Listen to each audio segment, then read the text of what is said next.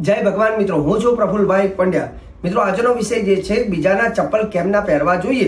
ઘણી વખત આપણે જાણતા કે અજાણતા બીજાના ચપ્પલ પહેરતા હોય છે, પણ બીજાના ચપ્પલ પહેરવાથી તમારા ગ્રહો અશુભ બની શકે, તમારી ઉપર મુશ્કેલી આવી શકે. કેમ? શાસ્ત્ર એવું કહે છે કે દરેક વ્યક્તિના મનુષ્યના અંગની અંદર બધા ગ્રહોનું આધિપત્ય હોય છે અને પગની અંદર ખાસ કરીને રાહુ અને શનિનું આધિપત્ય હોય છે. જો કોઈ વ્યક્તિએ એના ચપ્પલ પહેર્યા હોય ને એ ચપ્પલ તમે પહેરો છો તો ચપ્પલને સંસ્કૃતની અંદર ચરણ પાદુકા કહેવામાં આવે છે. બીજા નંબરની વસ્તુ ચપ્પલને આપણે પનોતી પણ કહેવામાં આવે છે. તો કોઈની પનોતી તમારી ઉપર હાવી ન થાય એના માટે થઈ અને બીજા કોઈ વ્યક્તિના ચપ્પલ તમારે ન પહેરવા જોઈએ. હવે એક પ્રશ્ન છે કે ચપ્પલ ક્યારે ખરીદવા જોઈએ.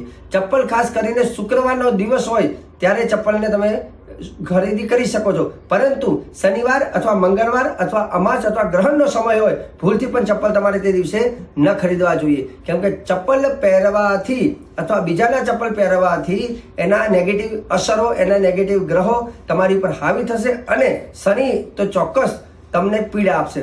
તે માટે બીજાના ચપ્પલ ક્યારે પહેરવા ન જોઈએ. વિડીયો સારો લાગે વિડીયોને લાઈક કરજો, શેર કરજો, મને ફોલો કરજો. અને રહી વાત કૈલાસ માનસરોવર, જો આ વખતે તમારે આવવાની ઈચ્છા હોય તો અમારી યાત્રામાં તમે જોડાઈ શકો છો. મને આપી દો રજા. જય ભગવાન.